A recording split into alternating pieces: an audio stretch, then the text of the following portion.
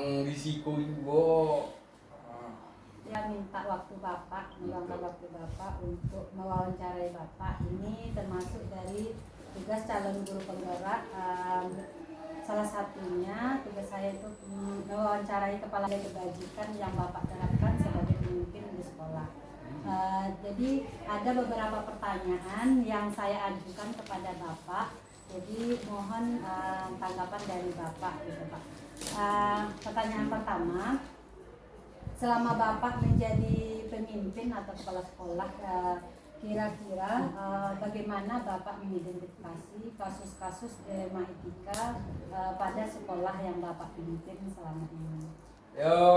Gimana kita mengarahkan ya dilema etika mengenai apa? Kenakalan remaja bagi anak-anak, atau disiplin, atau kejujuran, atau ketakwaan kepada Tuhan Yang Maha Kuasa mengenai beribadah. Nah, kalau saya ambil itu tadi mereka yang dari SMA itu saya hanya berbicara tentang disiplin. Itu saya ambil dari segi etika. Kalau di sini kita ambil dari segi siswa bagaimana? Masalah kenakalan siswa atau disiplin siswa. Nah tadi di guru semua, kalau ke siswa enggak. Jadi kalau kita lihat ke siswa di mana-mana memang di zaman era modern ini kan terpengaruh sekali dengan gadget, dengan ya alat-alat HP lah begitu ya. Udah sering kita buatkan di sini bagaimana aturan-aturan tentang penggunaan HP. Akhirnya terakhir kita musyawarahkan bagaimana HP itu perlu kita tahan atau tetap kita dipakai oleh anak. Jadi satu keputusan di situ dipakai oleh anak, tetapi kita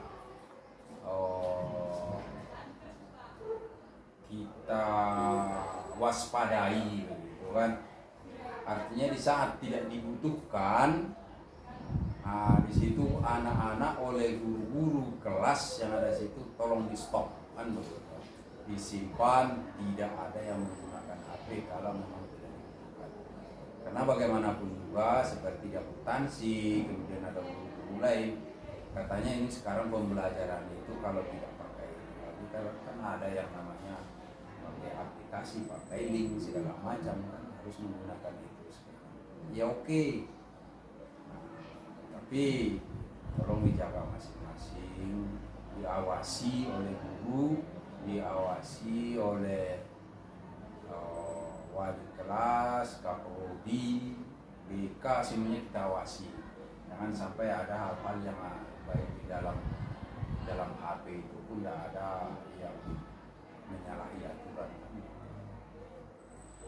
Nah, itu dilema itu semuanya ada di sekolah-sekolah.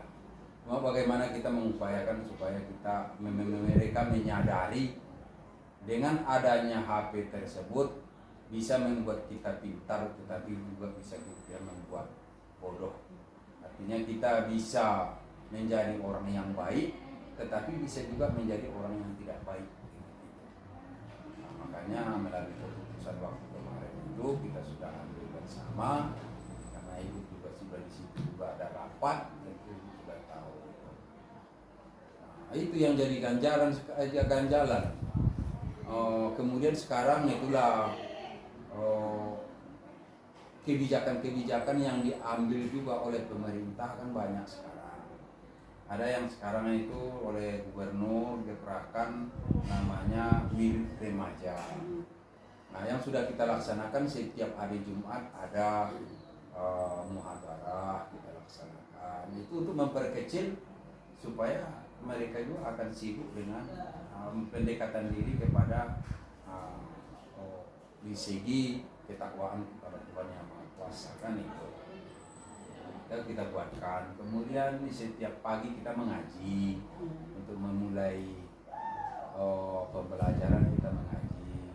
Kemudian di akhir pembelajaran kita menyanyi.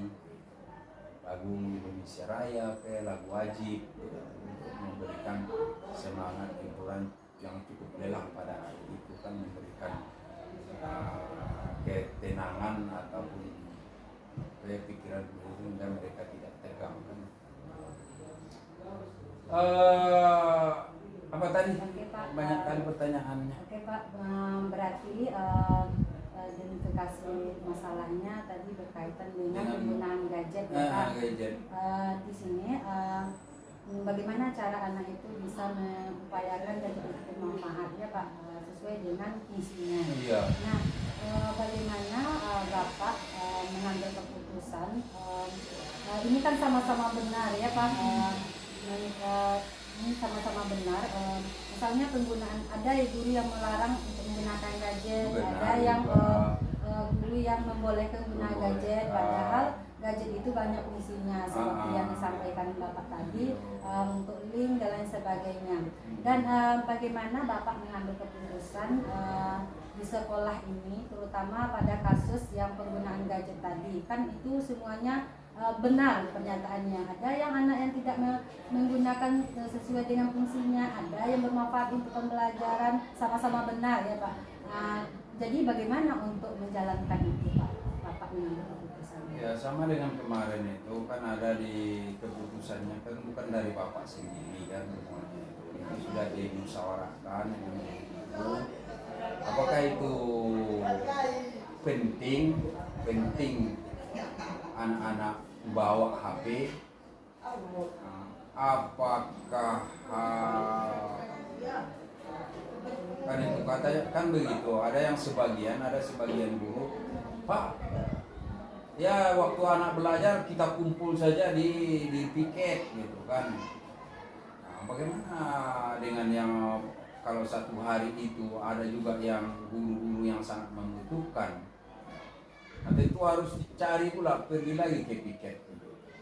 Jadi diambil kebijakan waktu itu dengan kesepakatan bersama bahwa di sekolah kita ini tetap diperbolehkan membawa HP, bawa untuk baik nanti dihubungi oleh orang tua, baik untuk pembelajaran, tetap dipakai, cuma diberikan ketegasan pada waktu itu agar guru yang bersangkutan yang ada mengajar di situ, kalau memang tidak perlu saat itu HP-nya disimpan di stop, diawasi betul sehingga di waktu belajar itu kalau memang tidak dibutuhkan tidak membuka HP kan.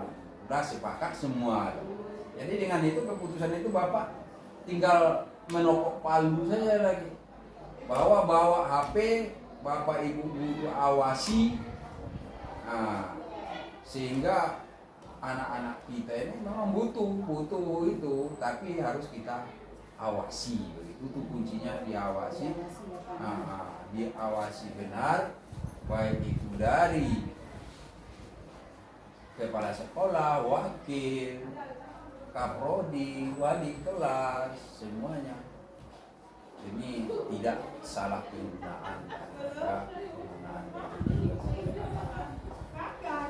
Berarti dalam pengambilan keputusan yang Bapak lakukan yaitu melalui musyawarah atau kolaborasi dengan para guru atau tenaga pendidik yang ada di lingkungan sekolah ini ya Pak.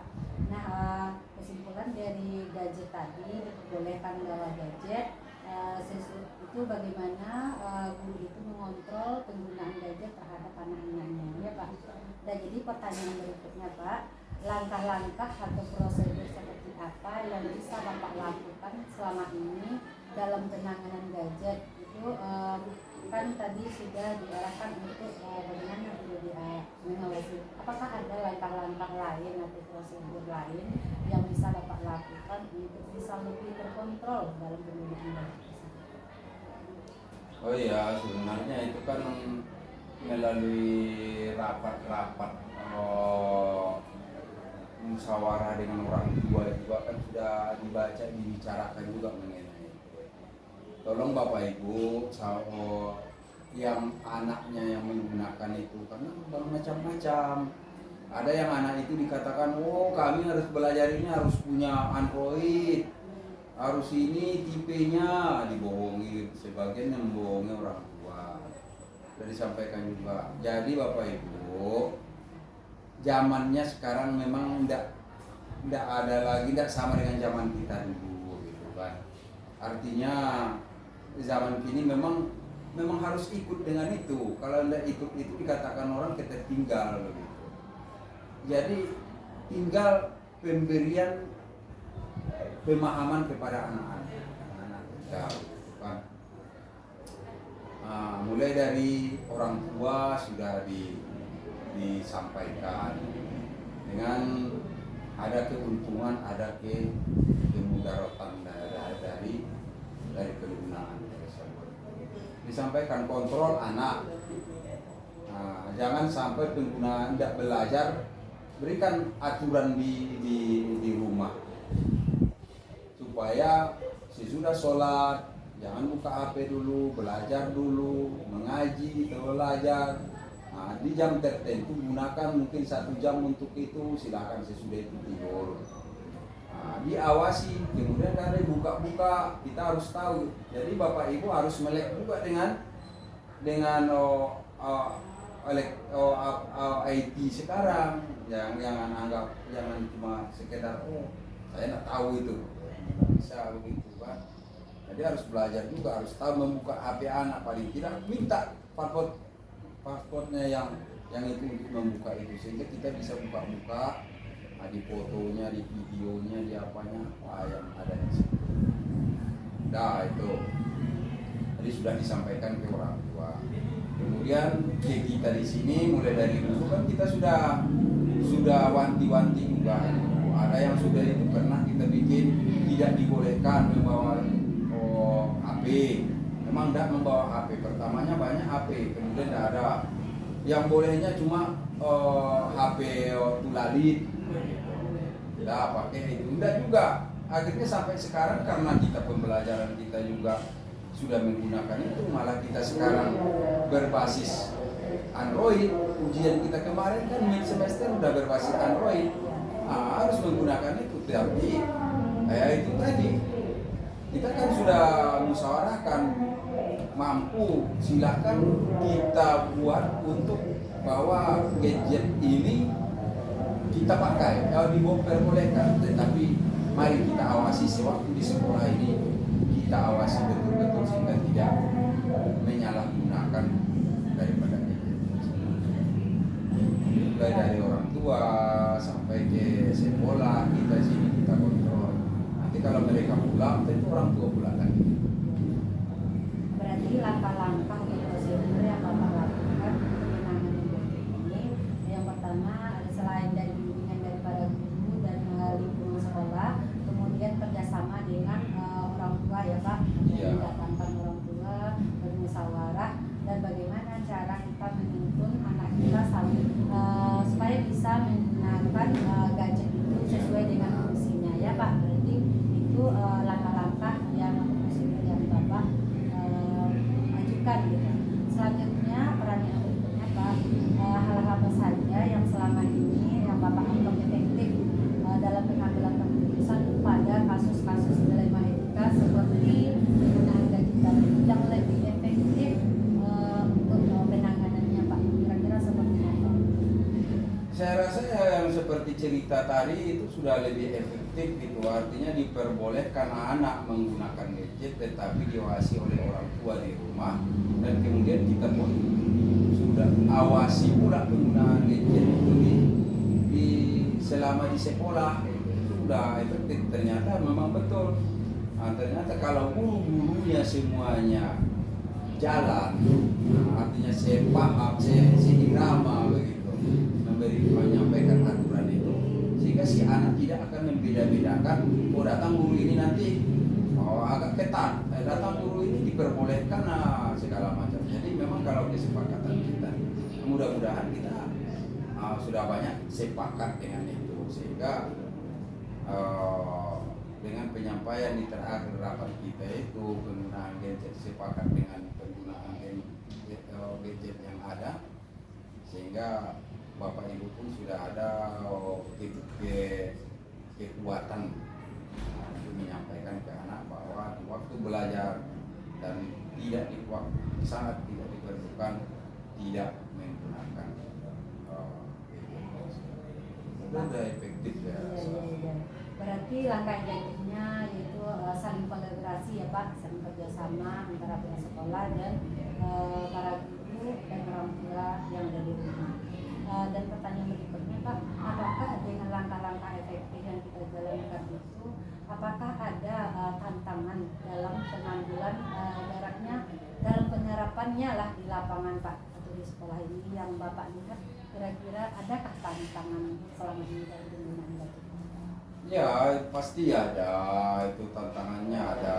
Nampaknya karena kita sudah menggunakan kita selektif untuk penggunaan pemakaian gadget di lokal, sehingga anak-anak itu ada gara-gara yang begitu, ada yang tidak mau belajar dengan pada hari itu dengan guru ini begitu. Karena mungkin salah satu guru itu ada yang sebagian guru agak ringan memberikan itu kan, memberikan aturan itu, sehingga mereka saat itu yang biasa tidak hadir itu jadi hadir di situ. Kemudian ada yang sebagian sebentar situ udah pas udah di absen dia permisi keluar. Ternyata dia keluar itu karena begitu sudah menyatunya dengan gadget, dia keluar itu permisi pergi ke bawah-bawah pohon, pergi ke belakang-belakang buat bermain gadget di situ. Apalagi sekarang itu zaman di online yang seperti itu, skater gitu kan. Nah itu hampir banyak anak-anak kita yang sudah terlibat dengan itu di luar, tapi kita tidak tahu persis siapa kan.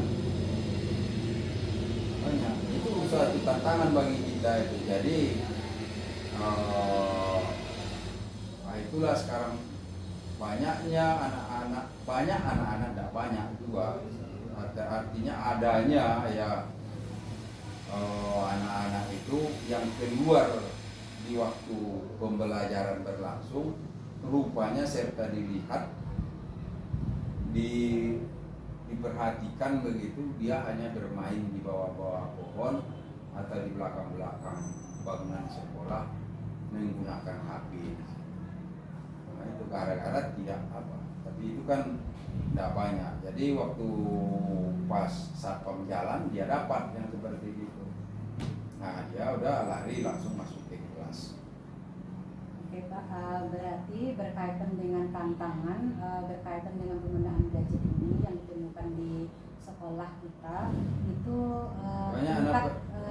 tingkat pengontrolan ya Pak. Kalau seandainya ada guru yang tegas, ada guru yang longgar dan lain sebagainya, kadang-kadang anak keluar bisa main HP dan lain sebagainya. Di luar. Jadi, kalau dia pas yang tegas, ya keluar dia permisi, sehingga meninggalkan pembelajaran jadinya. Iya Pak, berarti ini perlu ekstra lagi ya Pak pengontrolannya supaya anak itu bisa menemukan motivasi dalam dirinya, tapi bukan dari eksklusifnya. Tetapi kalau seandainya dorong dari guru itu merupakan motivasi dari luar dulu.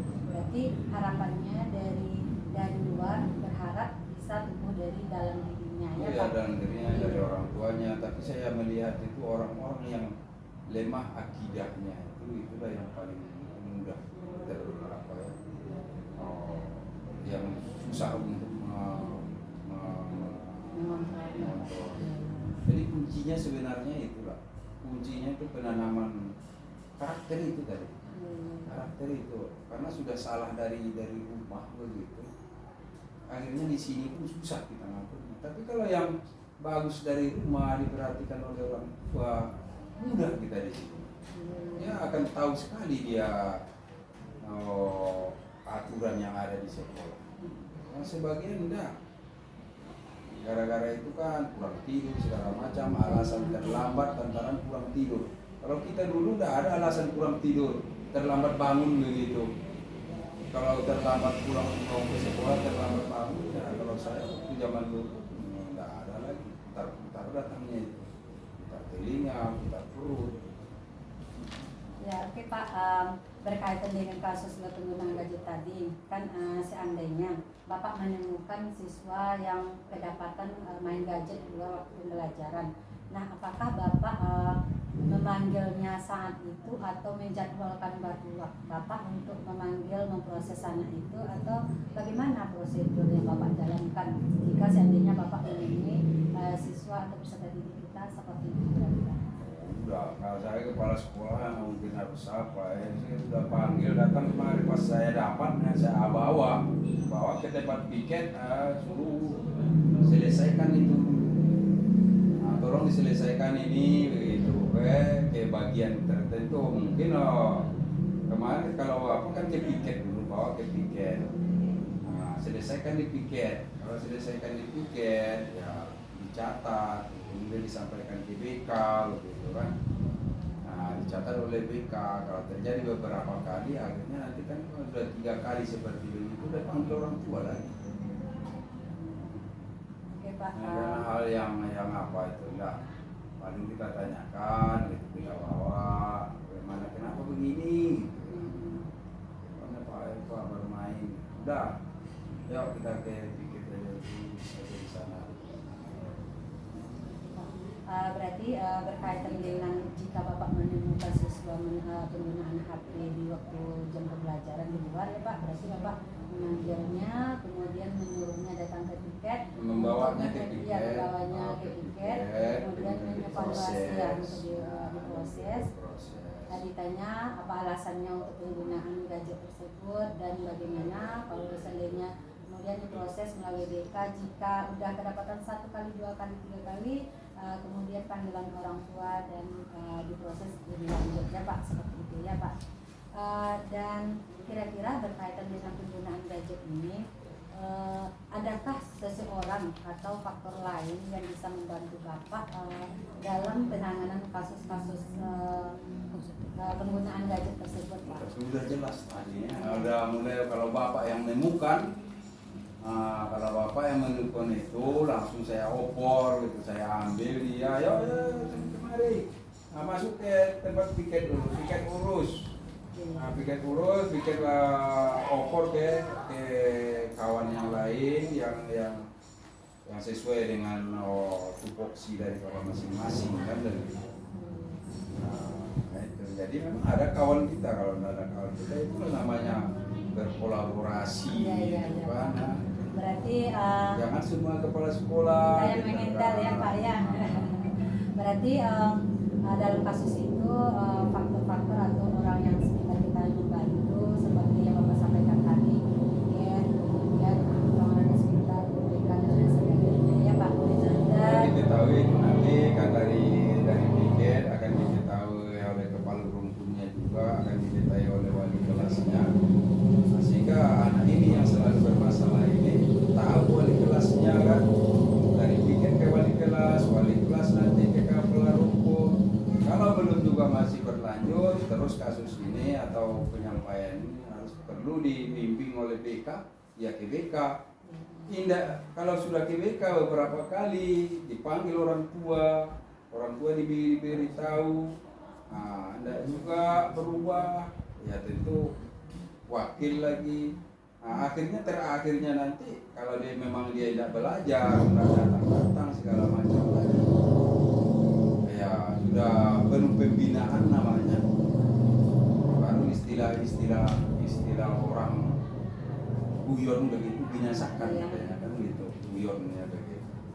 Artinya kalau tidak ada lagi, sudah melalui prosedur semuanya, tentu ya yang wajar sudah wajib dikeluarkan, dikeluarkan lagi daripada hanya sekedar nama saja di sini. Oke Pak, berarti untuk menangani kasus anak yang seperti itu, penggunaan gadget yang sudah berkelewatan ya Pak, jadi melalui beberapa prosedur yang ada di sekolah ini ya Pak. Langkah terakhirnya kalau seandainya tidak bisa diproses lagi atau dituntun lagi gitu, jadi langkah terakhirnya baru apa langkah selanjutnya, apakah ini dipindahkan atau bagaimana ya Pak. itu seperti itu. Nah itu biasanya kan begini, tapi kan belum ada Belum sama ada kita ya yang terjadi. selama kita ya Pak. Belum ada, jadi belum ada yang diberhentikan lantaran penggunaan gadget gitu. Yang ada itu memang yang tidak hadir, tidak muncul lagi kan. Udah beberapa bulan tidak muncul, sudah kunjungan ke rumah segala macam tidak muncul, dan malah terakhirnya bapak mau tanda tangan begitu, malah masih bapak tanya lagi. Jadi bagaimana, sudah melalui prosedur, sudah berapa kali kunjungan rumah, sudah 3 kali. Bagaimana tanggapan orang tua, malah orang tua pun sudah menyerahkan ke sekolah, karena dia juga tidak datang-datang. Nah, itu. Jadi pas diberhentikan tuh mereka tidak sakit hati. Iya, gitu. karena sudah melalui proses ya Pak. Kita antara apa itu? Kita ingin siswa kita ada kan. Kemudian kalau memang hendak juga dia mau begitu, tentu bagaimana? Siswa tidak mau belajar di sini, kemudian tidak datang-datang dia, malah dia mau minta pindah, silakan. Tidak perlu, siswa banyak perlu, tapi pada saat tertentu kalau dia memang tidak menguntungkan, daripada dia merugikan begitu, dia keluar. Merugikan para teman, nanti dia hanya pada di semester dia datang, bagaimana temannya, oh ini sudah abang cuma di semester dia datang, tetapi dia ikut ujian, dia lulus, dia naik gitu kan. Memang kewajiban kita sih untuk menerima siswa, itu mengajari siswa, tidak boleh yang tidak diterima, karena sesuai dengan syarat.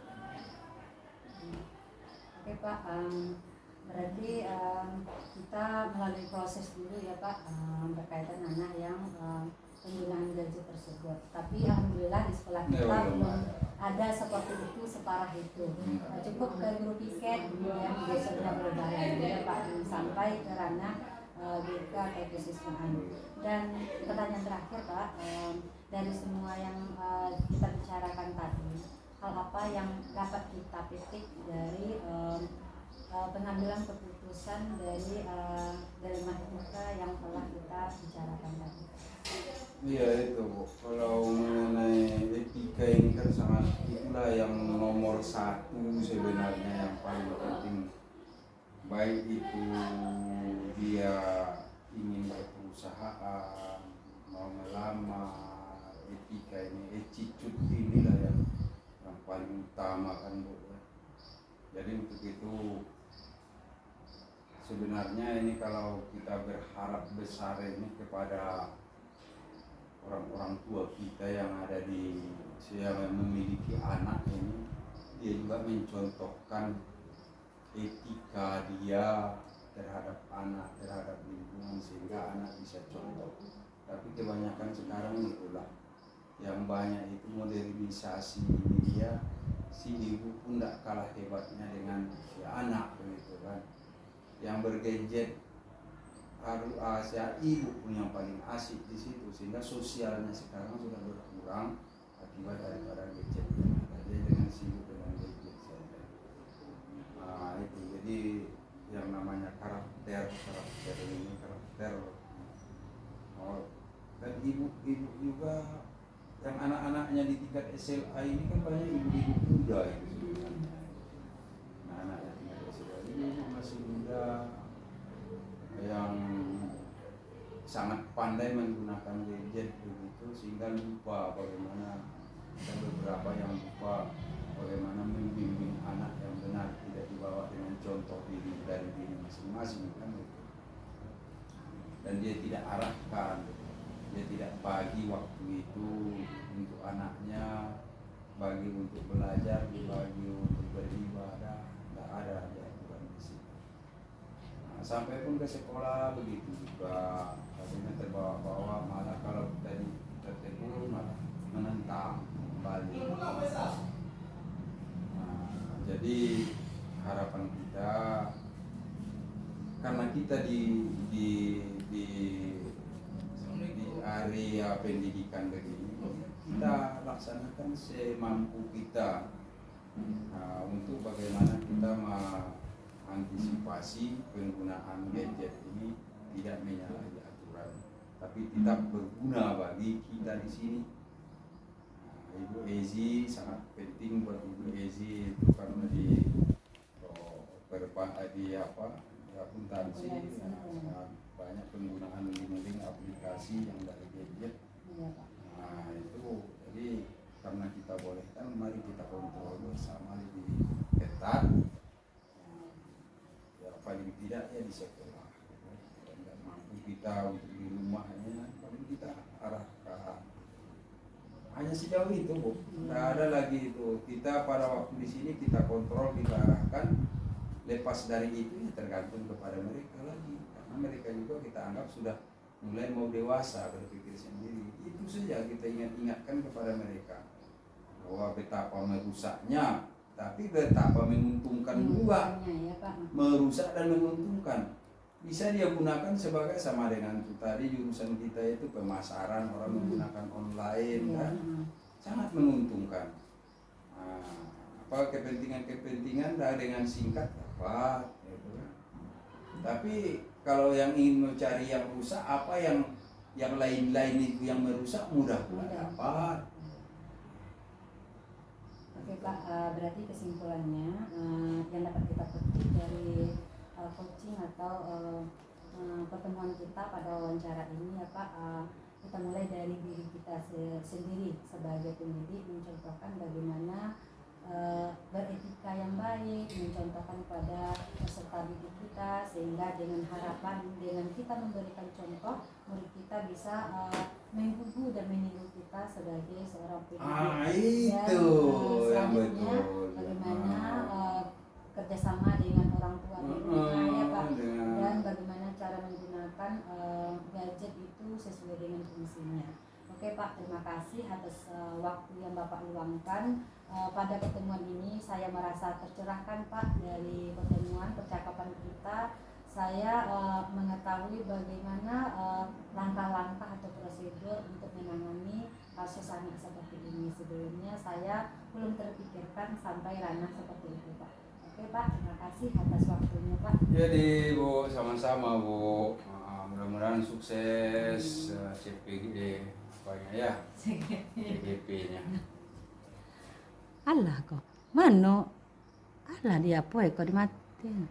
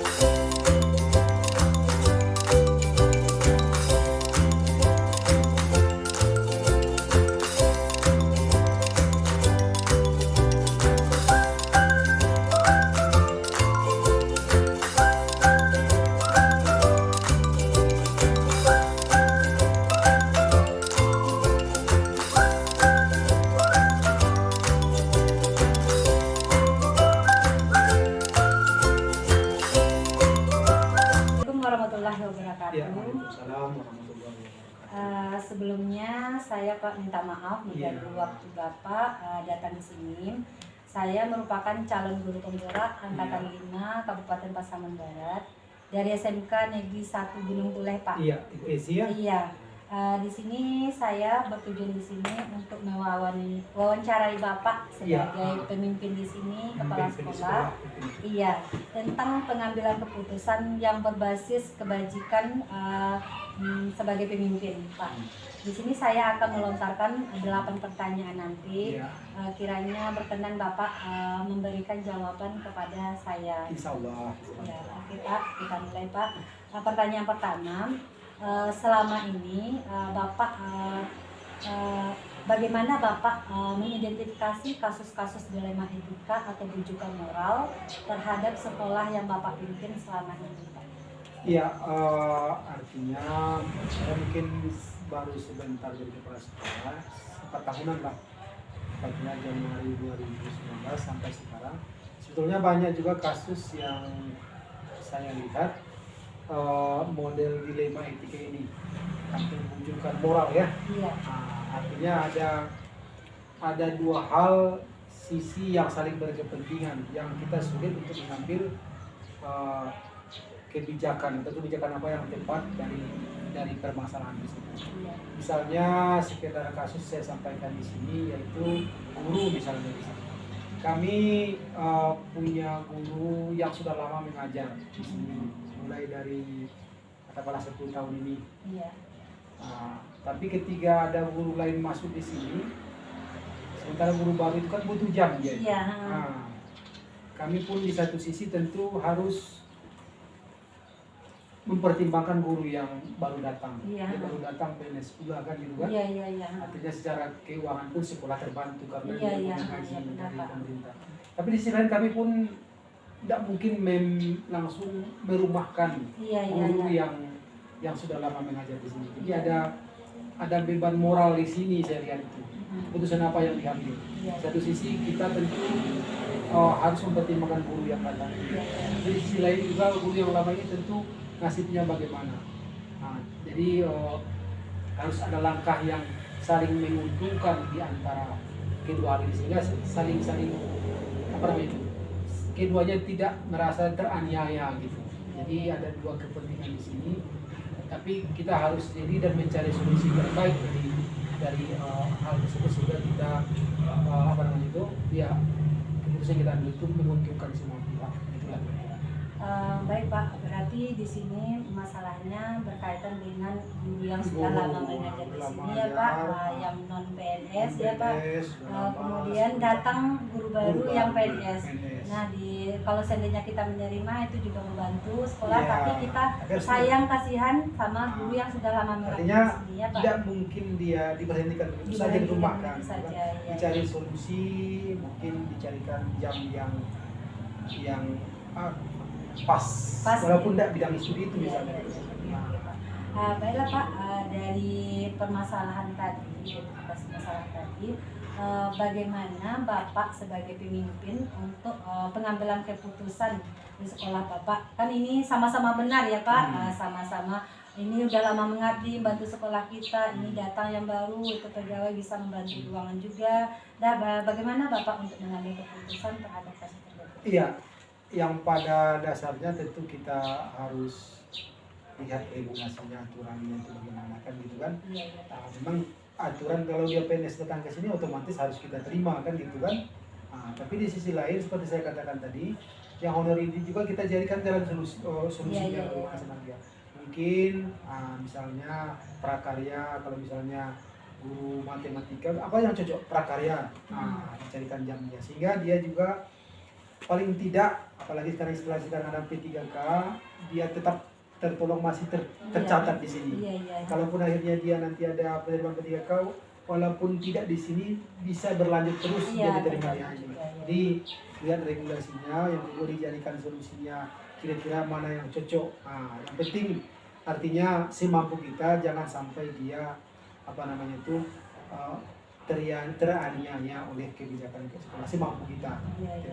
Itu kalau memang tidak bisa lagi, tentu harus saling memahami antara dia juga dengan pihak sekolah.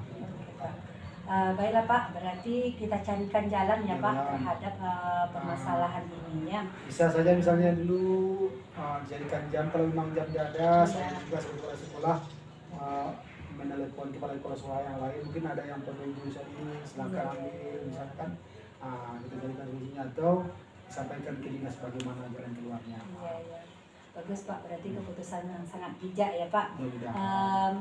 Pak, dari kasus pengambilan keputusan tadi, langkah-langkah atau prosedur apa yang lebih spesifik yang biasanya Bapak lakukan selama ini dari kasus yang datang tadi? Iya, yang pertama tentu prosedurnya tentu harus guru yang baru masuk itu kan kita juga di samping dia langsung ke sini yang PNS itu kita punya data juga dari dinas, dari Capim, ini masuk apa itu, misalnya matematika.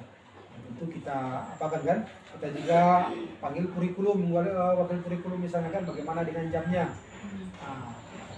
Jadi begini Pak kurang, bagaimana solusinya? Jadi mungkin kan Jadi disampaikan wakil kurikulum, jamnya begini Pak, begini. Nah, bagaimana pun, tapi semampu kita tolong untuk ini tanpa juga mengurangi istilahnya hak dari guru yang baru datang, sehingga semuanya merasa terayomi. Kan? Nah, jadi prosedurnya itu langkah-langkahnya yang kita harus pastikan SK-nya masing-masing, baik PNS dan guru itu. Yang kedua tentu kita harus lihat apa yang terdapat di kurikulum gitu kan tentang jam ini. Juga semampu kita ini yang harus pentingnya saya lihat itu bagaimana setiap tahun tetap di sekolah ini siswa itu kalau perlu semakin banyak sehingga jam itu tidak berkurang ini ya. Jadi apalagi kan sekarang seperti ibu dari SMK juga kan gitu kan. Jadi harus ada artinya yang harus kami jual sehingga siswa tetap banyak datang ke sini dan pada akhirnya tidak mengurangi siswa kami yang pada akhirnya juga berhubungan dengan jam pelajaran. Ya, Pak. Jadi banyak sebenarnya langkah-langkah yang harus kita siapkan. Kita berusaha mempertahankan jam itu turunnya. Semampu kita tentu harus ada yang kita jual namanya sehingga orang kalau ada yang kita jual orang beli kan gitu. Ketika tidak ada yang kita jual orang akan datang kan gitu. Kira-kira gitu. Oke.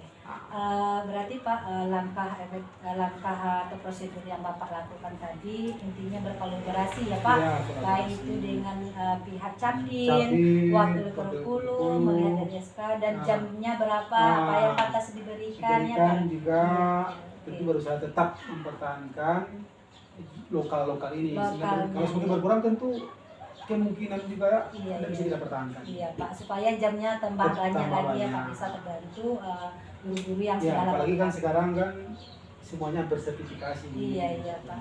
Oke Pak, berkaitan dengan langkah-langkah atau prosedur yang banyak yang Bapak sampaikan tadi, kira-kira yang lebih efektif Pak dalam pengambilan keputusan terhadap kasus tadi kira-kira seperti apa? Iya, yang efektifnya langkah yang paling efektif saya lihat itu memang kalau sekarang ini ada istilahnya prakarya. Jadi prakarya ini kan bisa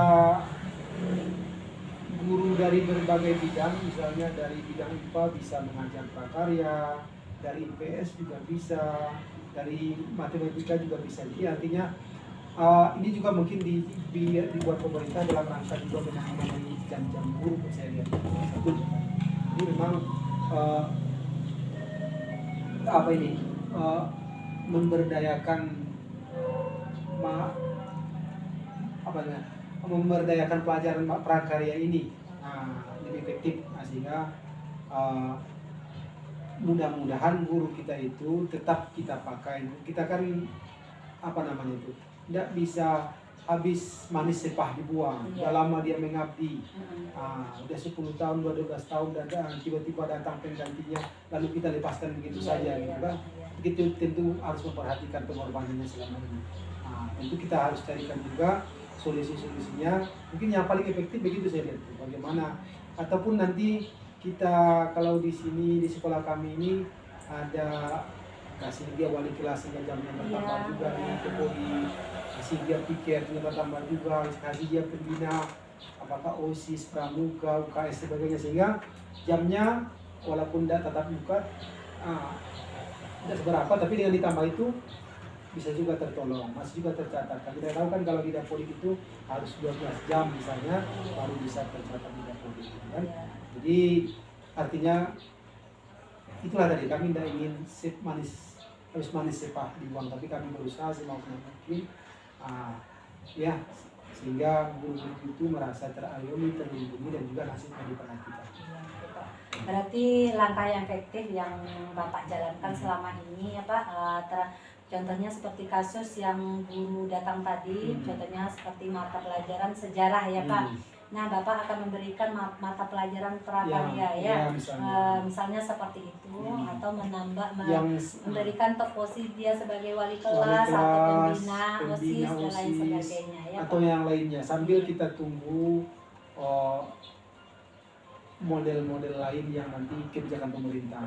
Yang intinya kita kalau pemerintah mengapakannya dengan aturan alhamdulillah, tapi paling tidak jangan kita yang memaksa guru itu berhenti. Tapi Iya. kalau memang aturannya dari atas, dia pun kan tidak salah kita. Ya nggak salah kita ya. Tapi sudah kita Oke. usahakan itu, kita usahakan. Oke Pak, berkaitan dengan kebijakan Bapak tadi atau langkah efektif yang Bapak lakukan, kira-kira tantangan dalam pengambilan keputusan terhadap kasus tersebut ada kira-kira?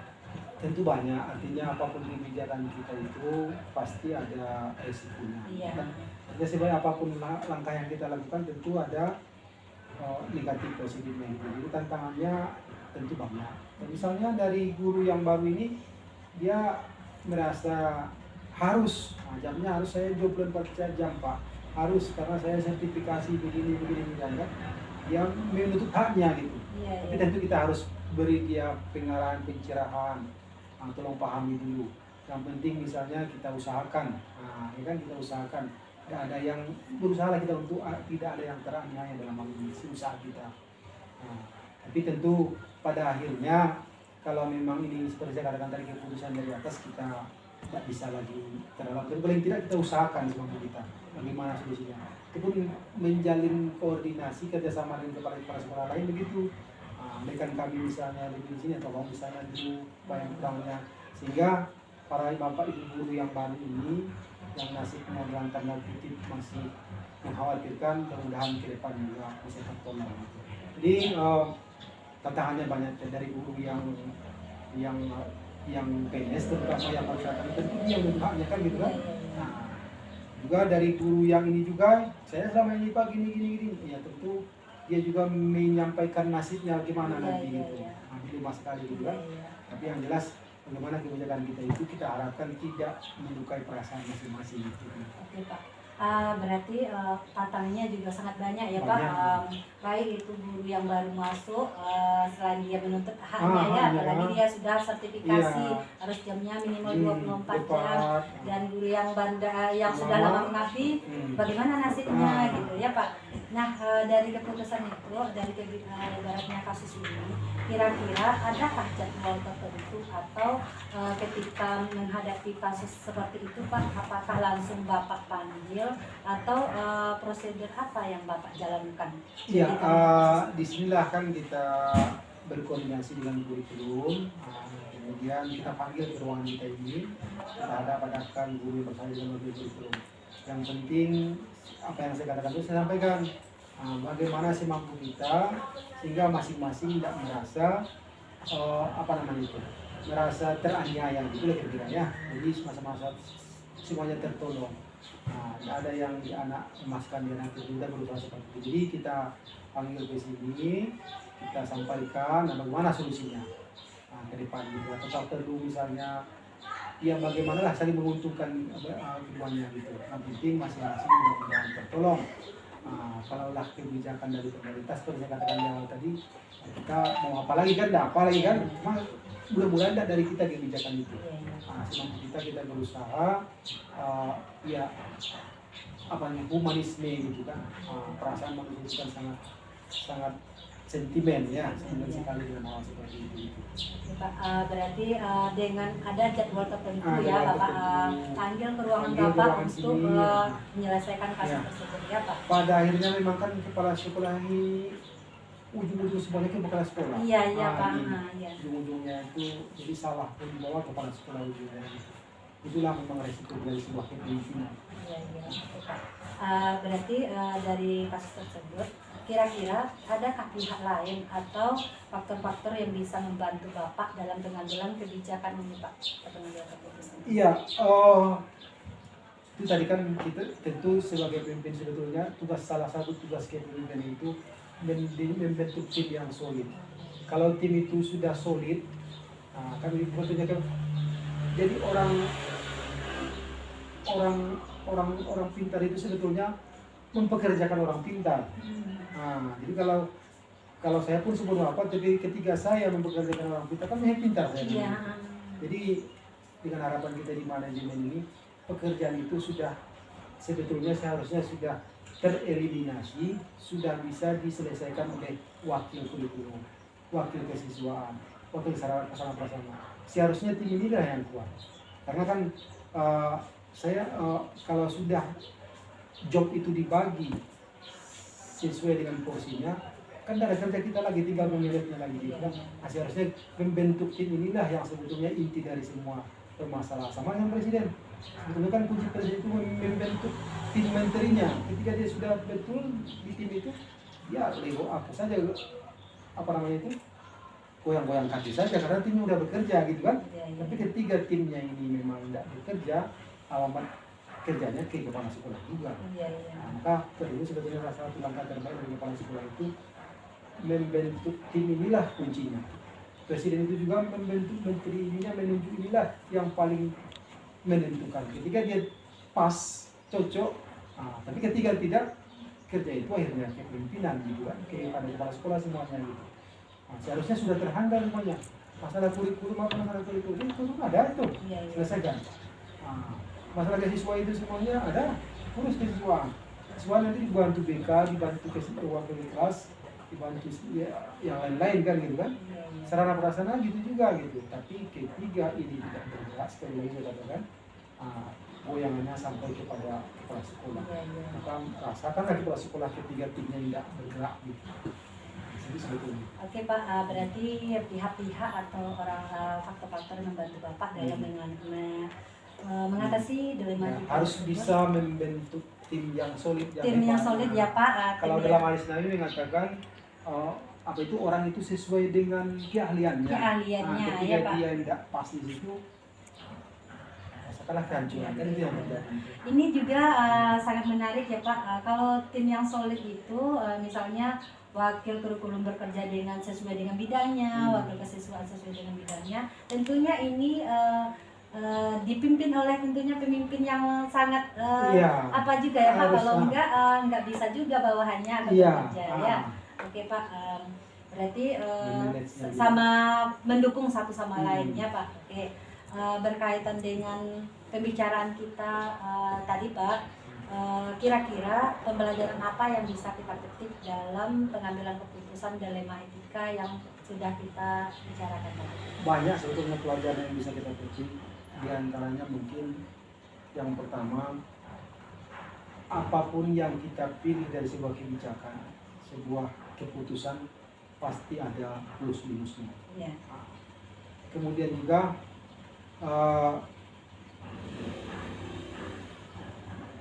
apapun yang diputuskan itu apakah keputusan bersama, pengambilannya atau keputusan kepala sekolah, pada ujung-ujungnya kepala sekolah yang memegang jawab. Pada ujung-ujungnya, bukan pada dasarnya dia harus bertanggung jawab.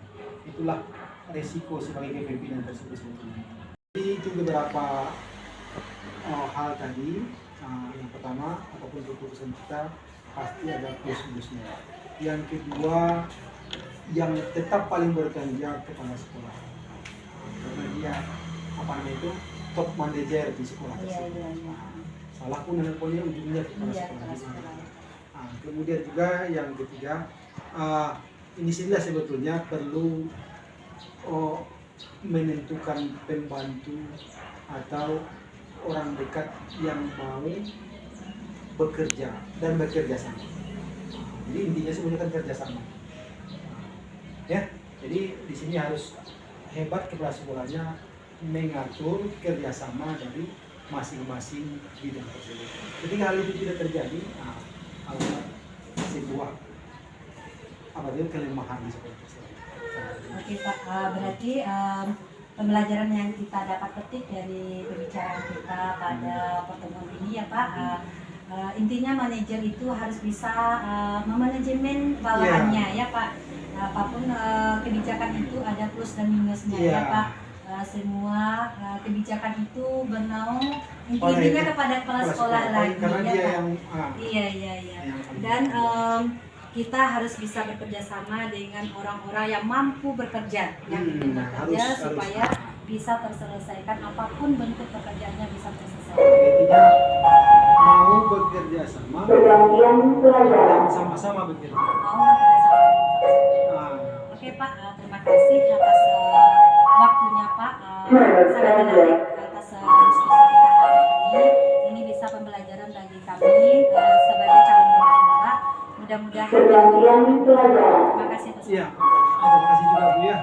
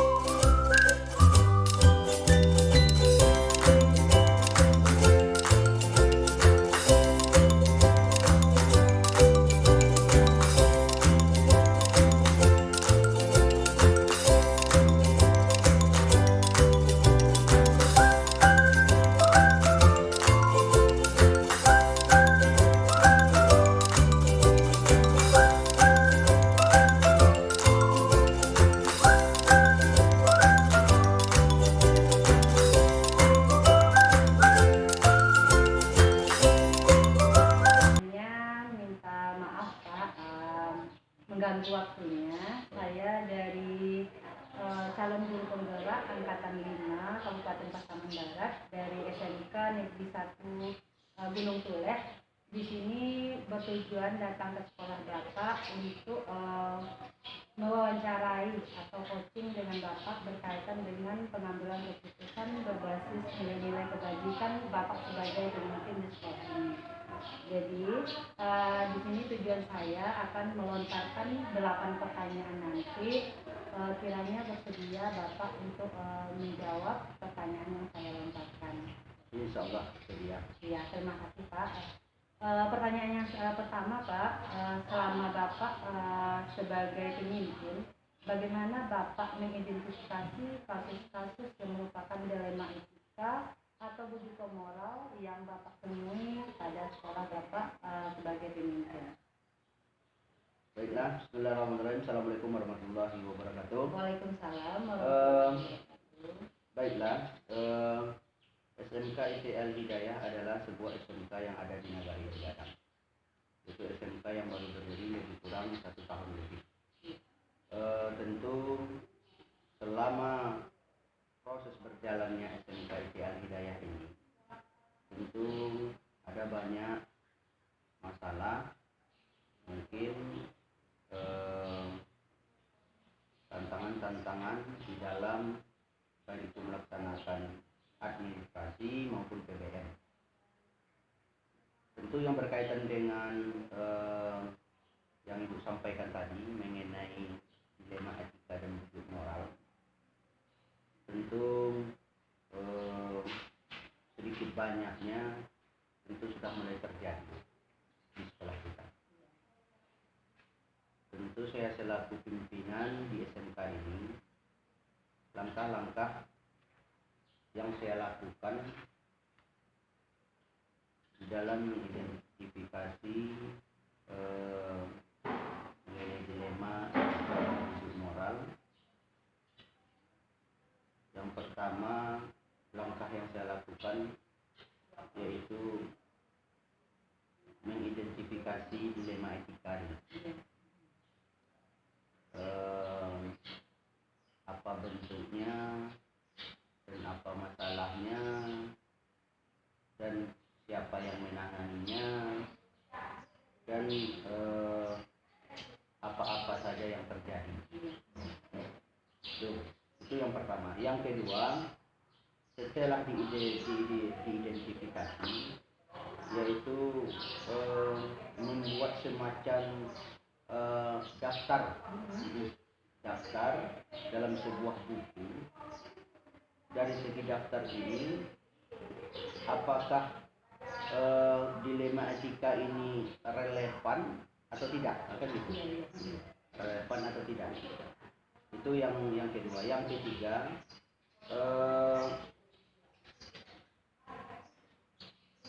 mencek keabsahan siapa atau kepentingan apa yang terjadi dalam dilema ini. Jadi contohnya antara kepala sekolah dengan mungkin dengan wakil, contohnya mungkin antara wakil dengan guru atau guru dengan murid. Jadi itu dibuat, dicek dulu, diidentifikasi. Yang keempat, apa saja pendapat dalam kasus ini. Jadi setelah diidentifikasi, tentu saya selaku kepala sekolah itu mempunyai pendapat dalam kasus ini. Yang kelima, tentu saya sebagai yang mengeksekusi, apa yang harus saya lakukan.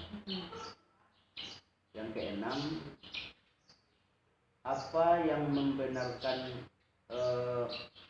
di antara kasus yang saya tangani ini. Tentu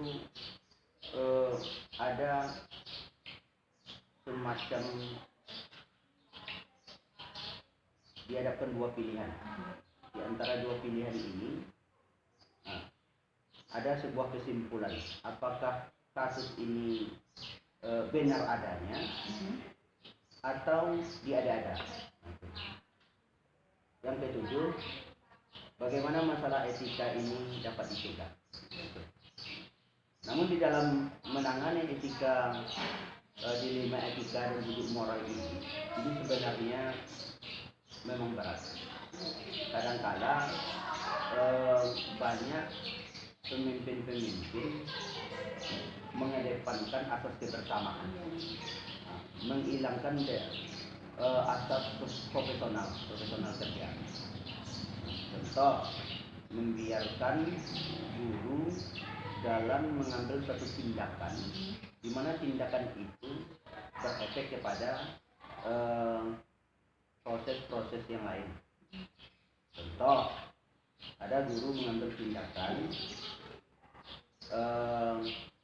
dalam proses PBM,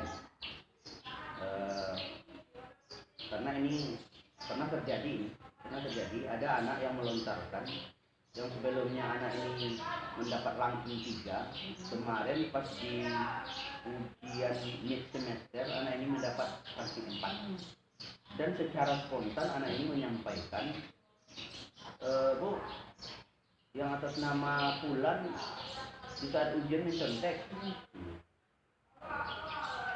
Jadi ada semacam dilema dari oleh guru. Bahkan dengan secara mudahnya guru menyampaikan, bukan ibu yang mengawal. Nah, kenapa pengawas itu diam? Jadi itu menjadi sebuah itu sudah sampai ke telinga saya. Dan untuk penanganannya sudah kita jelaskan kepada siswa tersebut dan guru yang bersangkutan dan kepada wali kelas bagaimana langkahnya supaya tidak terjadi hal-hal yang tidak diinginkan di kelas tersebut. Nah, kan itu kan sudah masuk kepada ranah yang luar biasa ya. Masa secara gamblang anak menyampaikan hal yang demikian, bahwasannya yang juara 3 itu ada satu mata ujian melakukan mencontoh atau ada membuka konsep kan gitu. Jadi itu mengenai yang disampaikan tadi. Oke Pak, terima kasih untuk pertanyaan pertama. Jadi langkah awal yang Bapak lakukan untuk mengidentifikasi apakah ini kasus itu berkaitan dengan etika atau tuntutan moral. Di sini ada beberapa kasus yang saya bicarakan tadi, antara kepala sekolah dengan wakil, atau para guru dengan wakil, atau antara guru dengan murid. Dan saya tangkap tadi di sini ada kasus dilema penanganan antara guru dalam pengambilan tindakan dalam proses pembagian rapor ya Pak. Dari awalnya dia peringkat 3 dan akhirnya peringkat 4 dan akhirnya Bapak mengetahui hal itu. Nah, pertanyaan yang kedua Pak, bagaimana Bapak menjalankan, karena Bapak tadi mengetahui dalam pengambilan keputusan di sekolah Bapak, kan ini sama-sama benar ya Pak, dua kepentingan sama-sama benar dan sama-sama mengandung nilai kebaikan. Jadi bagaimana Bapak menangani pengambilan keputusan ini sebagai Bapak sekolah? Baiklah, tentu di dalam hal ini setiap permasalahan yang terjadi tentu ada keputusan, ada sebuah kejelasan, ada sebuah semacam nasihat-nasihat yang diberikan oleh pada Bapak Ibu guru terkait siswa. Yang pertama, cara pengambil keputusan yang saya lakukan tentu melakukan demi kebaikan seluruh guru dan seluruh siswa. Berarti demi sekolah ini atau demi orang banyak lah gitu. Itu yang pertama. Jadi melakukan kebaikan ini bukan atas nama kita selaku kepala sekolah, namun menjunjung tinggi asas kebersamaan. Itu dua, mengedepankan atau menjunjung tinggi nilai dan sebuah prinsip. Karena di dalam sebuah lembaga, nilai dan sebuah prinsip itu adalah menjadi garda terdepan.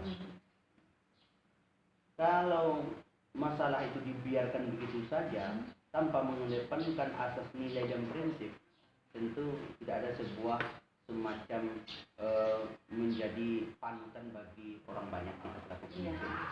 Itu yang kedua. Yang ketiga, arif dalam mengambil keputusan dan berorientasi pada keadilan. Jadi dalam setiap keputusan yang diambil, kita harus bijak, jeli, harus pandai, karena orientasinya adalah sebuah keadilan. Keadilan di sini bukan artinya seimbang, namun sesuai dengan takarannya. Jadi itu yang ketiga. Yang keempat, harus mengacu kepada pilihan. Jadi setiap permasalahan yang terjadi ada sebuah pilihan. Di mana hal ini sebuah pilihan yang tepat bukan didasari kepentingan kelompok. Jadi artinya karena saya dekat kepada guru yang si A, karena saya dekat kepada siswa ini adalah saudara atau sepupu. Jadi mengedepankan kepentingan kelompok atau keluarga atau yang lain sebagainya itu harus dihindarkan. 5. Selalu mengedepankan kepentingan publik di atas kepentingan personal. Jadi saya selaku kepala sekolah bukan sifatnya otoriter. Harus mengedepankan kepentingan publik untuk kebersamaan supaya ini menjadi pelajaran bagi bapak ibu guru yang lainnya. Karena ini adalah hal-hal yang sepele namun dampaknya besar. Yang selanjutnya yang keenam adalah profesional kerja. Profesional kerja ini cara pengucapannya memang mudah, namun secara aplikasinya tidak semua orang yang mampu melakukan profesional kerja. Contohnya saja banyak. Kalau untuk di sekolah kita yang baru ini banyak. Di antara bapak ibu guru katanya dia profesional kerja, namun masih ada yang tidak mengetahui apa itu hak dan apa itu kewajiban. Secara detailnya dia mengetahui, namun contohnya ini dibuktikan dari tindak dan tingkah lakunya. Contoh masih terlambat dalam proses PBM, dan begitu juga di dalam hal-hal yang lainnya. Mungkin dari segi mungkin di proses PBM mungkin masih banyak yang lainnya. Namun itulah yang terjadi. Yang terakhir, yang cara pengambil keputusan yang saya lakukan, setiap kebijakan atau keputusan yang saya ambil adalah sesuatu hal yang harus dipertanggungjawabkan di hadapan Yang Maha Kuasa. Jadi saya selaku pemimpin berorientasi kepada Sang Maha Pencipta. Jadi artinya keputusan yang saya ambil di sini adalah sebuah tanggung jawab bukan di dunia saja, namun tanggung jawab di hadapan Yang Maha Kuasa. Jadi menentukan sebuah pilihan itu bukan semata-mata melepaskan hasrat yang ada pada diri, melainkan keputusan-keputusan yang kita ambil itu sudah melalui proses-proses dan tahapan yang sangat panjang, dan proses itulah dapat sebuah keputusan, maka itu akan disampaikan dan keputusan ini sudah real dan dipertanggungjawabkan di depan publik dan dipertanggungjawabkan kepada Allah Subhanahu wa taala. Mungkin itu. Oke Pak, terima kasih. Jadi kesimpulannya untuk pertanyaan kedua, Bapak dalam mengambil keputusan itu ada beberapa tahap tadi ya Pak. Ada 7 tahap, mulai dari memberikan nasihat kepada diri yang bersangkutan sampai dengan yang terakhir itu pertanggungjawaban, baik itu kepada manusia atau kepada Allah Subhanahu wa taala sebagai kita sebagai umat ya Pak. Nah, secara spesifik ya Pak, secara spesifiknya langkah spesifik apa yang biasa Bapak lakukan dalam menangani kasus yang tadi spesifiknya bagaimana? Seperti siswa yang melontarkan tadi itu kan sangat menarik Pak. Dia peringkat 3 awalnya karena lain sebagainya, turun menjadi peringkat 4 karena pengawasan dan lain sebagainya. Jadi itu hal itu juga Bapak sudah ketahui. Jadi secara spesifik dari 7 langkah yang Bapak ceritakan tadi, prosedur yang Bapak jalankan seperti apa? Secara spesifiknya sebenarnya gini. Setelah saya mendengarkan informasi tersebut, itu saya melakukan inspeksi mendadak memanggil yang bersangkutan apakah informasi itu betul, dan saya cek langsung siapa yang mengawas pada waktu hari itu, kenapa anak ini langsung melontarkan itu. Jadi saya mengedepankan asas rasa kepedulian. Jadi di samping asas kepedulian, di situ ada juga saya mengedepankan bagaimana masalah ini memang betul-betul diselesaikan secara cepat, walaupun dengan penjelasan lisan. Walaupun nilai tersebut tidak bisa diubah, namun ada penjelasan lisan, artinya penguatan, penjelasan, atau klarifikasi. Atau yang saya lakukan itu sejauh ini adalah memanggil guru-guru yang bersangkutan, memberikan penjelasan, baik itu walas maupun guru yang di bidang studi, baik itu guru yang mengawas pada waktu itu, memberikan penjelasan. Dari sekian banyak penjelasan tadi yang dijelaskan oleh Bapak Ibu guru, maka titik akhirnya nanti baru kepala sekolah menjelaskan kepada yang bersangkutan dengan cara mengumpulkan seluruh siswa di kelas yang bersangkutan, memberikan pemahaman bahwasanya kejadian-kejadian seperti ini, memberikan apresiasi juga pada siswa karena sudah berani, dan tidak seluruh siswa, karena di sekolah itu banyak siswa yang dalam arti kata menerima apa adanya. Yang pertama saya memberikan apresiasi kepada siswa tersebut.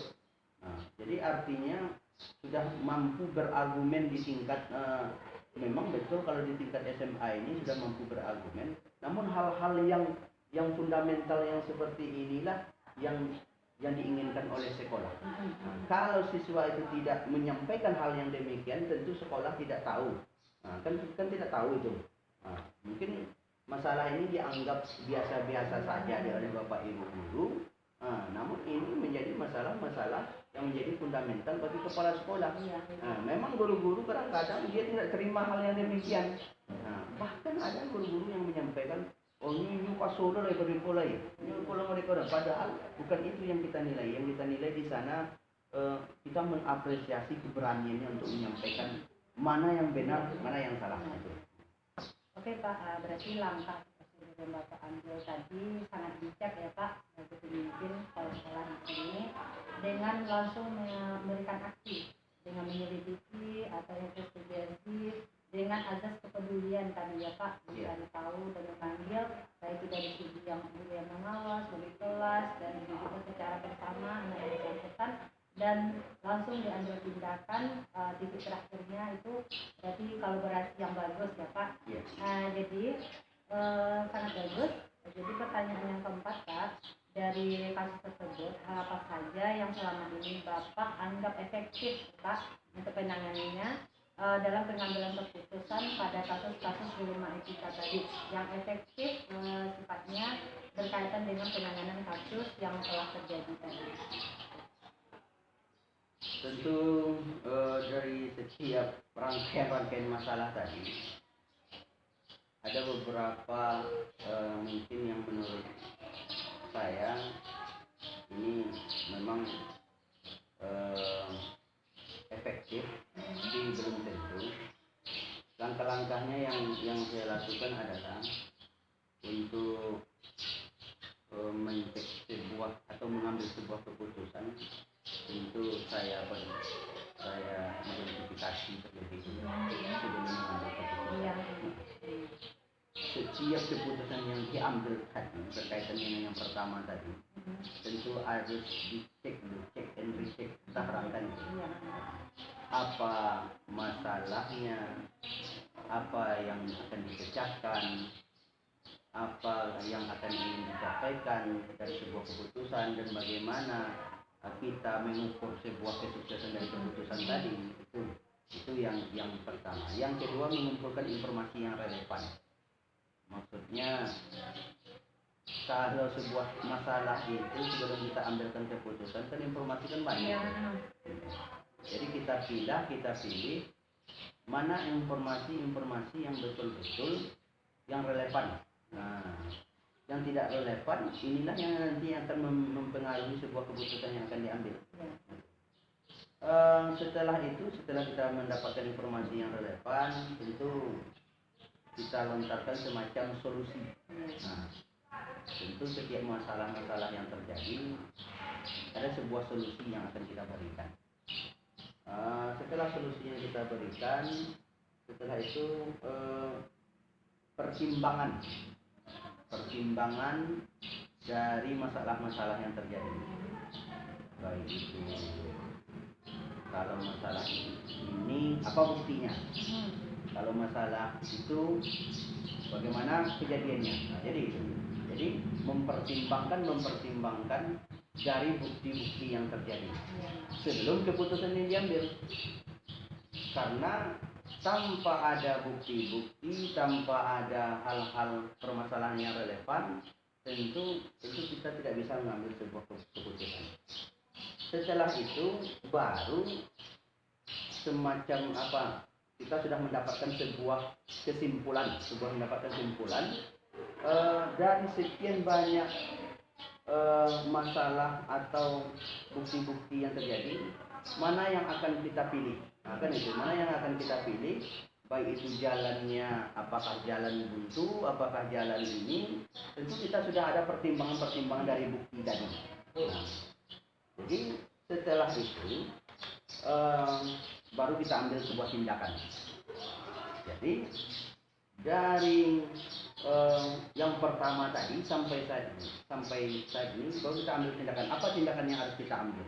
Dan tindakan ini tidak mengedepankan emosional. Nah, tidak mengedepankan emosional karena tindakan ini berpengaruh kepada hasilnya nanti. Jadi setiap keputusan yang kita ambil, orang yang diberikan keputusan, orang yang memberikan keputusan, dia menerima apa keputusan yang diberikan. Jadi tidak ada omongan-omongan di luar sana lagi. Nah, jadi itu. Yang terakhir untuk kita lagi, setelah keputusan yang kita ambil, tindakan yang kita ambil, tentu ada introspeksi diri. Nah, introspeksi diri dari keputusan yang kita ambil. Nah, kita cek dulu supaya di masa akan datang keputusan-keputusan ini menjadi sebuah pelajaran. Mungkin itu yang bisa disampaikan. Oke Pak, sangat menarik sekali ya Pak langkah-langkah yang Bapak ambil, langkah-langkah efektif yang Bapak terapkan di sekolah Bapak. Yang pertama untuk mengecek kebenaran atau salah dari informasi tersebut, kemudian mengumpulkan informasi atau fakta yang relevan ya Pak, kemudian baru mencari solusinya secara bersama-sama dan mempertimbangkan dengan tidak mengedepankan rasa emosional kita ya Pak, karena keputusan itu berkaitan dengan orang banyak ya Pak, seperti kasus yang tadi. Kemudian setelah kita mengambil keputusan secara bersama, Bapak sebagai pemimpin introspeksi diri, apakah ini yang saya ambil ini benar atau tidak gitu ya Pak. Nah, pertanyaan berikutnya Pak, hal apa saja yang selama ini dari kasus tersebut yang merupakan tantangan lah Pak dalam pengambilan keputusan dalam dilema etika tersebut? Tantangan bagi Bapak apa? Tantangan ini memang banyak berkaitan dengan dilema etika, karena ini dihadapkan sebuah permasalahan menguras akal pikiran. Kadang-kadang tindakan tindakan yang benar. Nah, jadi dia sama kebenarannya, namun mempunyai opsi pribadi kan gitu. Contoh, kadang-kadang kita mengambil sebuah keputusan di dalam majelis guru, kan itu. Guru si A, guru si B. Nah, ada permasalahan sebenarnya ujungnya memang ada tujuannya. Namun ada yang akan dikoreksi. Kadang-kadang kala kita selaku pemimpin, guru yang si A merasa kurang tepat memberikan koreksi kepada guru yang si B. Nah, dan lebih banyak kita mengkoreksi kepada guru yang si A tadi. Nah, padahal dia merasa yang salah yang besar itu adalah guru si B, bukan guru si A.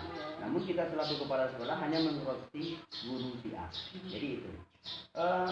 Dan kita dihadapkan kepada situasi-situasi, keadaan kepentingan kelompok. Kan itu ada kepentingan kelompok. Nah, tentu yang namanya di sekolah ini ada pimpinan, ada wakil kesiswaan, ada wakahumas. Nah, kita dihadapkan oleh kepentingan kelompok, dan kepentingan kelompok itu akan muncul. Nah, contoh berkaitan dengan ada sebuah acara nanti kan itu. Iya. Mungkin ada di antara bapak ibu guru ini mengedepankan kita harus memikirkan ini. Nah, dengan pikirkan orang dulu. Nah, kan ada tuh bahasa-bahasa yang seperti itu. Bahasa-bahasa yang seperti itu merusak tatanan-tatanan sebuah sekolah. Artinya apa? Mengedepankan kepentingan pribadi atau kelompok tanpa memikirkan oleh orang banyak. Itu yang pertama. Dari tantangan yang saya lakukan mungkin dalam memproses masalah ini adalah informasi yang dinilai terlalu sedikit atau terlalu banyak. Kadang-kadang sedikit, kadang-kadang banyak. Itu yang pertama. Yang kedua, terjadinya kekeliruan pada memahami sebuah informasi. Itu kadang-kadang kita mungkin yang namanya manusia gegabah, mungkin menghadapi sebuah masalah, kita kadang-kadang keliru, kadang-kadang terlalu cepat menanggapi informasi tersebut. Padahal tujuan guru ini, nah, kan itu. Tujuan siswa ini, nah, kan itu. Tujuan bawahan kita mengingatkan kita ini, atau kita pun sebaliknya seperti itu. Yang ketiga adalah itu ada semacam membiarkan orang lain menciptakan keputusan. Apa namanya itu? Jadi artinya ketika kita selaku pimpinan, kan ada pula tuh di antara anggota kita. Ini aja lah nih, kan gitu. Itu mengambil keputusan sendiri. Dalam bahasa apa saya kurang tahu itu. Jadi itu yang terjadi mengenai dilema etika dan bujuk rayu, kan itu. Yang terakhir adalah faktor ketidakpastian. Kadang-kala banyak terjadi itu di antara lembaga-lembaga. Ketika semua sudah dirancang karena keputusan itu tidak real, maka ada faktor ketidakpastian. Akhirnya apa? Ada yang keluar di dalam rapat, bahkan ada yang pura-pura anaknya sakit, pergi. Nah, padahal faktor ketidakpastian tadi yang mempengaruhi dirinya. Jadi itulah yang dialami oleh kepala sekolah ketika mengambilkan keputusan-keputusan yang terjadi. Mungkin itu hambatan-hambatan yang terjadi. Oke Pak, berarti yang saya tangkap hambatan dalam pengambilan keputusan dari etika yang Bapak katakan tadi ada 4 ya Pak. Di situ informasi itu ada sedikit, terlalu sedikit, kemudian belum bisa memutuskan apa yang benar atau yang salah. Yang kedua Pak, kemudian kekeliruan dalam mengambil keputusan atau terlalu cepat ya Pak. Kemudian pengambilan keputusan ada guru atau bahkan pada saat itu mengambil keputusan sendiri bertindak langsung ya Pak. Selanjutnya tidak ada kepastian karena berkaitan dengan itu memberikan alasan ya Pak untuk menghindari dari permasalahan itu kasus atau tantangan yang Bapak hadapi selama ini berkaitan dengan dilematika. Nah, berkaitan dengan pertanyaan berikutnya Pak, berkaitan dengan tantangan tadi, apakah ada jadwal tertentu atau tatanan waktu untuk menyelesaikan pengambilan keputusan? Apakah atau Bapak jadwalkan untuk mengambil keputusan dari kasus tersebut gitu Pak? Dan bagaimana Bapak menjalankannya? Nah, berkaitan dengan jadwal khusus tentu belum ada. Namun untuk jadwal-jadwal tertentu tentu ada. Yang namanya sebuah sekolah tentu ada. Jadwal-jadwal tertentu dan tugas dan tanggung jawab masing-masing tentu ada. Contohnya tugas kepala sekolah apa. Tapi kalau untuk jadwal penanganan masalah dilema etika itu belum ada. Seperti kasus spesifik tadi lah Pak, misalnya dalam rapat gitu. Itu ada. Jadi apakah langsung ibaratnya guru ini pulang saat itu karena nggak sesuai dengan keputusan waktu rapat, mungkin diberikan alasan seperti yang Pak sampaikan tadi, pulang dia anaknya sakit lah dan lain sebagainya. Sebagai pimpinan kita tahu apakah bagaimana guru ini. Nah, apakah saat itu Bapak proses panggil atau besoknya atau bagaimana? Adakah jadwal tertentunya Pak? Kalau untuk jadwal tertentu itu tergantung lagi penanganan. Penanganan. Itu yang saya sampaikan tadi berkaitan dengan jadwal proses tentu tidak ada. Tentu mengambil tindakan tentu ada. Tentu setiap masalah-masalah terjadi tentu tidak kita biarkan secara berlarut-larut. Jadi penanganan tadi yang permasalahan-permasalahan tadi kita rumuskan dalam dalam sifatnya umum, tentu secara pribadi ya ada dilakukan secara pemanggilan, memberikan penjelasan, memberikan pemahaman, dan melakukan peninjauan ulang dan melaksanakan rapat mendadak. Ada juga rapat mendadak, ada rapat bulanan, ada rapat mingguan, bahkan ada juga melakukan infeksi atau memanggil secara berkelompok, memberikan pengarahan ini yang harus dilakukan, tentu ada. Tapi kalau untuk jadwal yang khususnya tentu tidak ada. Dan untuk siswa pun seperti itu. Kita bentuk namanya, kalau untuk ruang khusus belum ada. Ada namanya jadwal yang dilakukan oleh bimbingan konseling, ada guru BK-nya. Artinya jadwal-jadwal sederhana, ada yang terstruktur, ada yang tidak terstruktur, yang seperti yang saya sampaikan tadi. Berarti gak itu ya Pak, nah, kalau seandainya kasus seperti rapat tadi lah, ada bawahan Bapak atau guru yang meninggalkan ruang rapat atas kejadian itu, apakah Bapak besoknya Bapak panggil supaya apa masalahnya dia pulang atau dengan sebagainya? Ibaratnya jadwal tertentu besok atau kapan, ada tak kira-kira? Seperti ini. Tentu untuk di zaman sekarang ini tentu banyak caranya. Nah, itu yang saya sampaikan tadi, itu tergantung cara penanganannya. Ada yang kita lakukan secara berkomunikasi melalui via telepon, WA. Nah, kita verifikasi apa yang terjadi sebenarnya, apa masalah yang sebenarnya, dan setelah berkomunikasi, setelah memberikan penjelasan melalui via telepon dan menentukan sebuah agenda. Agenda yang saya lakukan tadi saya panggil, ini saya jelaskan. Dan ketika dijelaskan secara detail, kadangkala informasi-informasi yang kita terima mungkin tujuan kita ini karena miskomunikasi, maka terjadilah perbedaan. Nah, maka ketika kita panggil itu mendapatkan sebuah titik terang, kan itu. Dapat titik terang dari permasalahan-permasalahan terjadi, dan kita buat agenda khusus, artinya rapat internal. Nah, setelah rapat internal ada rapat eksternal. Nah, jadi masalah-masalah yang terjadi kita sampaikanlah di dalam sebuah forum. Nah, kita bahkan secara gamblang saja dan secara buka-bukaan saja menyampaikan apa kekurangan permasalahan-permasalahan yang terjadi di tubuh, baik itu tubuh guru, baik itu tubuh administrasi, baik itu permasalahan siswa, secara gamblang kita sampaikan. Dan penyampaian hal ini hanya mengedepankan asas kebersamaan untuk kemajuan sekolah. Jadi bukan atas kepentingan pribadi memojokkan satu hal dengan hal yang lainnya, kan itu. Ya, baik Pak, berarti ada agenda-agenda tertentu, langsung Bapak ambil tindakan ya Pak, Bapak berlarut-larut, berarti ini terjadi langsung ambil keputusan ya Pak, demi untuk kepentingan bersama ya Pak. Bersama. Oke Pak. Ini kaitannya dengan sekolah ya. Dengan sekolah dengan ya, sekolah. dengan sekolah. Baiklah Pak, dari dilema etika yang terjadi Pak, kira-kira ada faktor atau seseorang yang bisa membantu Bapak kiranya dalam pengambilan keputusan dalam menghadapi dilema?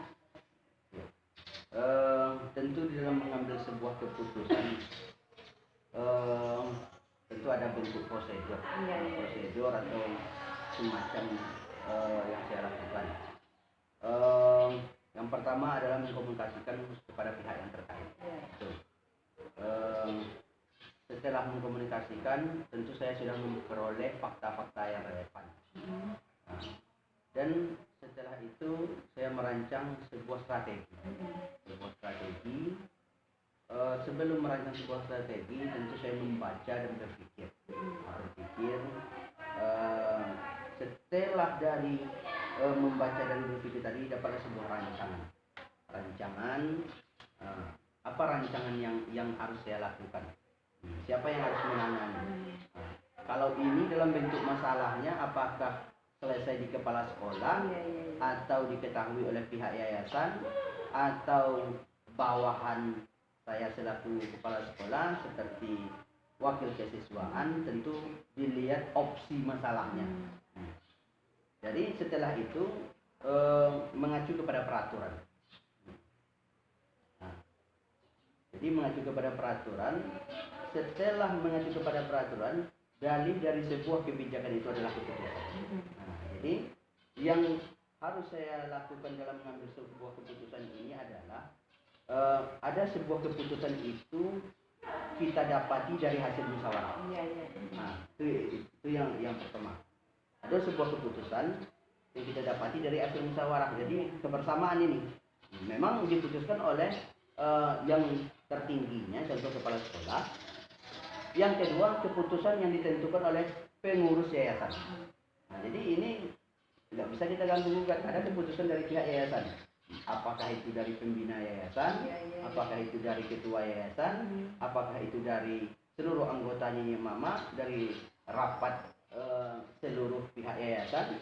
Nah, itu tidak bisa kita ganggu gugat. Ada keputusan dari pihak yayasan. Dan ada juga keputusan diambil kepala sekolah. Nah, jadi dari 3 keputusan ini, yang pertama adalah keputusan hasil musyawarah bersama. Jadi ini bersama ini.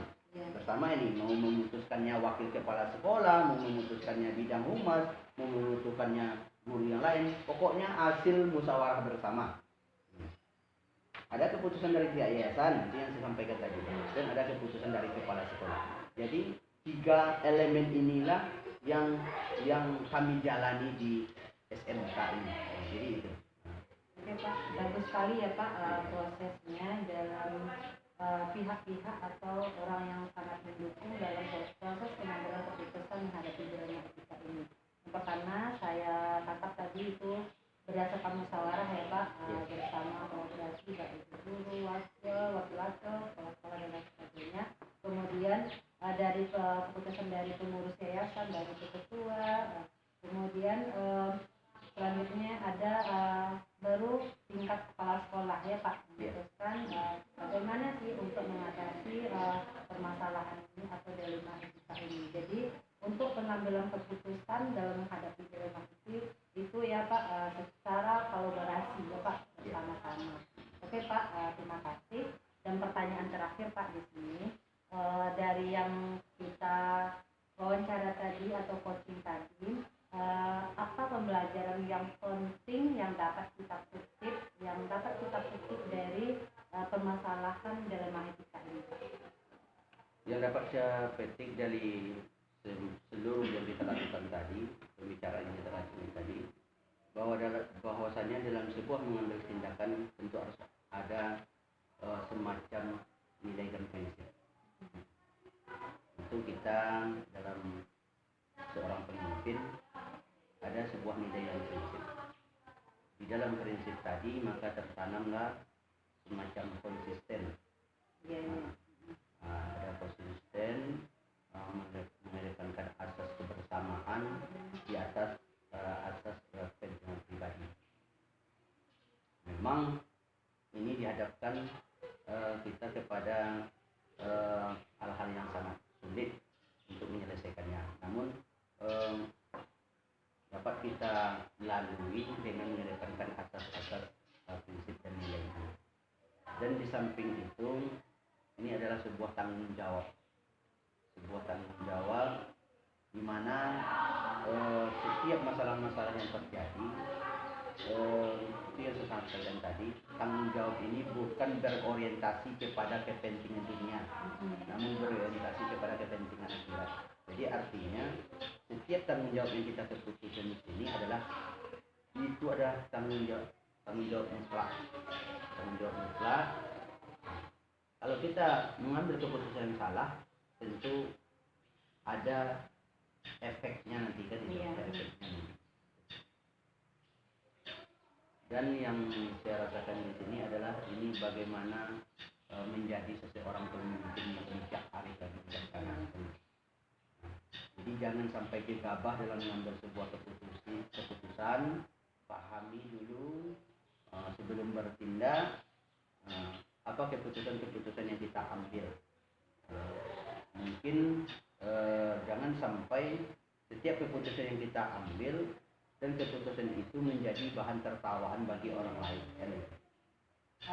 Baik Pak, bijak sekali ya Pak dalam pengambilan keputusan sebagai Bapak kepala sekolah. meskipun sekolah baru ya Pak, lebih kurang 1 tahun ya berjalannya Pak. Tapi yang saya rasakan dalam coaching dengan Bapak dari beberapa waktu ini sangat menarik bagi saya dalam pengambilan keputusannya. Bapak menangani tindakan itu atau prinsip itu dengan harus konsisten ya Pak, konsisten, kemudian mengedepankan azas kebersamaan daripada kepentingan pribadi ya Pak, dengan dan selain itu tingkat tanggung jawab kita bukan hanya di dunia, di semata kepada manusia, tetapi itu di akhirat ya Pak. Itu kesimpulan dari percakapan kita hari ini. Terima kasih banyak waktunya Pak. Mudah-mudahan Bapak selalu bisa bijak dalam pengambilan keputusan dan bisa diterapkan untuk kemajuan sekolah kita SMK IT Al Hidayah. Mudah-mudahan sekolah baru, kalau menurut saya ini cukup bagus, cukup baru, tapi sudah mulai berkembang kalau menurut saya. Oke Pak, terima kasih atas waktunya Pak.